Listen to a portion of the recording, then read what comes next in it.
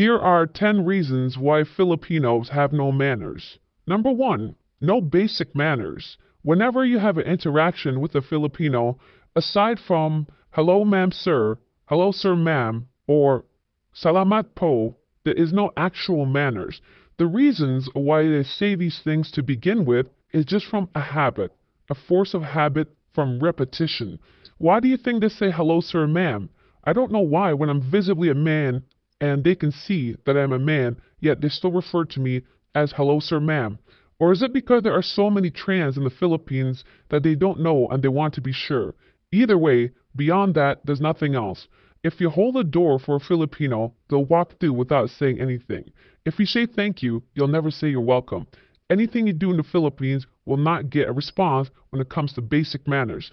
This can be applied to everywhere, from eating, in a public setting, in a social gathering. It's too much to explain in one sentence. However, no basic manners in the Philippines is very common. If we live there long enough, you cannot disagree with me. Number 2, public urination. In the Philippines, grown men will pee everywhere. They'll piss on the corner of the road. They'll piss behind a tree. They'll stop the taxi, get out and pee, get back in the car, never wiping their hands, washing anything, and then exchange their pesos with you as if nothing happened. I've seen men pee everywhere. Men pee even though there is a fast food chain like Jollibee right next to them. They urinate everywhere. That's why the whole country smells like an outdoor bathroom. Urinating in public seems like not a big deal, but this says a lot about your country. If you're a child, maybe 10 years old, and you cannot hold in your urine, perhaps that's the only time where it's acceptable. Not as a grown person, as an adult, someone that should be much better prepared and plan their urination if they don't know how long they'll be outside. Number 3, toilet and washing hands. There's no toilet paper in the Philippines. Even at restaurants that are high-end or hotels, sometimes it's very difficult to find toilet paper. Of course, you will not find them in any regular bathroom, outside, gas station, mall, anything like that. You will not find toilet paper. And good luck if you find a bidet that's even working. And even after using the bidet, what are you supposed to dry yourself with? Just let the water drip into your underwear, I guess. Yes, washing your hands is another thing. It never happened in the Philippines. That's the worst part, especially in the bathroom. That's why there are so many sicknesses in the Philippines. People do not use toilet paper, and they say, well, it's cleaner than toilet paper if you use water. However, oftentimes in public, there's no water either. And once you use it, what can you do after? As I mentioned previously, no method of drying, because due to poverty, many people steal the toilet paper. Due to corruption, they never budget in the toilet paper. So you're expected to just carry around toilet paper with you. And this is all part of not having manners. Number 4, laugh out loud. Filipinos love to laugh out loud. They want to be known as happy people. They want you to know that they are having a great time, so they laugh out loud at the first chance they get. They want everyone around them to notice them. They want to be the center of attention. They want to be seen as having a great time and a wonderful life. You know, Filipinos always have this perception or facade of trying to look better than their neighbors or those around them. Laughing out loud is very common in any public space, not just within private groups or in a social setting. People will laugh out loud at a restaurant or inside an elevator even. They do not care. Filipinos love laughing out loud. Number 5, karaoke, one of your favorites. If you live in the Philippines, you understand when I say karaoke. They have no manners because they have no consideration for those people around them, their neighbors, people who are trying to sleep, people that have work in the morning. Karaoke can be heard all throughout the Philippines. They love singing. Some have great voices, many don't, but nobody cares, and that's not the problem. The problem with karaoke is that they play this up to 4 or 5 in the morning on a Wednesday night without caring for the neighbors. It is very loud, and most people cannot sleep if they are foreigners coming into the country. Karaoke is a social thing. They do it at birthdays, anniversaries, or even at company meetings. Everyone wants you to know how good of a singer they are and how up to date they are with modern music. Karaoke is a big problem, especially in smaller neighborhoods or provinces where they do not enforce the rules of not playing loud music past a certain time. And good luck trying to talk to the barangay captain about your issue. He is in on it, and you'll be singled out and targeted, and your life will become miserable because you stopped them from drinking and having fun. And the reason why they love karaoke so late is because none of them have jobs. They don't care. They don't have to be up early in the morning, so they sing out loud. Speaking of singing, number 6, loud music without headphones. I don't know what it is in the Philippines. It is socially acceptable to blast the speaker on your phone and play loud music on a jeepney, a bus, and a mall. Wherever you are, it does not matter. Even inside of an elevator, when there's a 2 meter by 2 meter space with 14 other people inside, nobody cares. They cannot afford a 50 peso headphones or something along the lines of just them not caring at all. They want you to know how fun their life is and what type of music they listen to. This kind of goes back to laugh out loud, but this time it's coming from their devices, not to mention the type of shows they watch on their phones or play certain types of games with babies laughing and crying or penguin noises, ridiculous clown sounds, but that's a whole different story. Number 7, never clean up after themselves. Yes, this is in regards to pollution even. Outside, people throw everything on the ground. They have zero respect for their environment. After a picnic, everything can be seen left on the floor. When they go outside, there's trash everywhere. Nobody cares. This is a huge contributing factor to the flooding that occurs in these cities since the drainage is clogged with trash and garbage. From a young age, nobody's taught to care for the environment. It's horrible. The oceans are polluted, the neighborhoods are polluted, trash is everywhere, and nobody cleans up after themselves.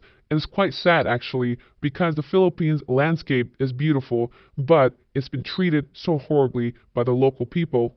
Number 8, spit everywhere. Filipinos love spitting. They spit on the floor, they spit against the wall, they spit everywhere, especially if they are smokers. Spitting is considered okay in this society. I've never seen so many people spit for no reason. It's horrible. I'm going to skip this, but it's rather rude in my opinion. And burping is next. Burping and belching is considered normal, especially since Filipino people drink so much soda. They love soda.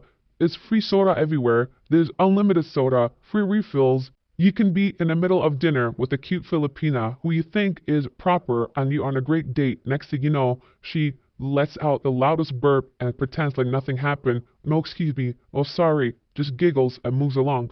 Burping is very calming. I know this sounds ridiculous to most of you and tell me, oh, why would you pick on such small things? Why do you care? However, that is not the point of this video. The point is giving you 10 reasons why I think that are rude. And when you combine all these things together, your stay in the Philippines can be annoying, definitely. Number 10, door wide open. If you ever have a girl come over to your apartment, to your home, and they're using the bathroom, they don't care. The door's wide open while they take a pee or a poo even. I've never seen the poo, but I would not be surprised. Or when they're using the bidet, washing everything, looking right at you, making eye contact as if this is completely normal. Close the door. Those are 10 reasons why Filipino are rude and have no manners. There is so much more to say about this topic. Write the ones or reasons you think Filipinos have no manners in the comment area. I will compile them and make a part 2 of this video. Have you ever been to the Philippines? Do you know what I'm talking about? Or do you think I'm full of baloney? Write them down below and I will comment on it in the next video. Now I would like to address a question that was asked of me. First, I really like your channel. I would like to ask your advice. I am a Christian and I cannot sleep with girls before marriage because of my faith. But I would like to find a good girl from a good family. What would you advise me to do from your experience? Where to meet her? What steps to take? And so on. Have a good day. Definitely not the Philippines. You cannot expect to find a virgin girl in the Philippines that is good, that is willing to date and marry a 38-year-old man, which is how old you are after I asked you. Forget the Philippines. Despite them being Catholic Christian country, they do not follow the religion as you might. Many, I would say very close to 100% of women over the age of 20 are not virgins. Let's say 25, they are not virgins. And any virgin that is actually a virgin would probably not date a foreigner. They do not need to. They have their own Christian communities. I would say to try and look within your own country. Be very honest. Make an online profile. Go to church. Ask friends.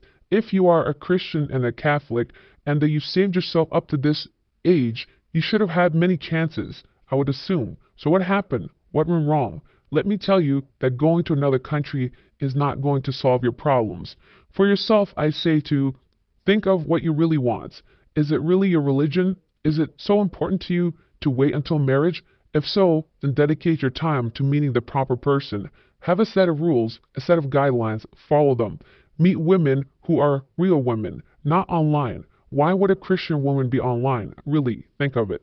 Her priorities would be very different, most likely. So, go to church, talk to the community, join volunteering groups, join programs that you would actually meet regular women.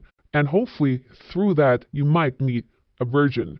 Also, you didn't claim that you actually wanted a virgin, so your best option would be single mothers. People that have been divorced, with kids probably your best options. Although I don't think it's fair that you waited until marriage, but they didn't. And keep that in mind. Just because you wait till marriage doesn't mean she will be a good person. Just because you date a virgin or marry a virgin doesn't make her automatically a saint. This is a very small portion of the religion, and I highly suggest that you focus on the bigger picture, the more important thing. That would be my advice. However, I do realize it's a very personal matter, and there's nothing I can say probably to change your thought process. But my suggestion, look locally. Look within those groups, volunteer groups, after work programs, meetups, social events, and hopefully recommendations from your fellow churchgoers. There are two best comments tied with 24 thumbs up for each comment. The first, rule number 1, lock up your wallet and hearts. Number 2, follow rule number 1. The next comment is, many guys come to the Philippines on their 2-week vacation with Captain Save-A-Ho mentality. She is in her home country living her life. She is not looking to be saved. If you try to save her, she and her family will take financial advantage of you. It's called the bar girl tragedy. Well put. I do agree with these two comments. The worst comment is, as the only expat in the Philippines that has visited every single province and city, may I say you know nothing about this country, and you don't even have a girlfriend. That would be 2 out of 10.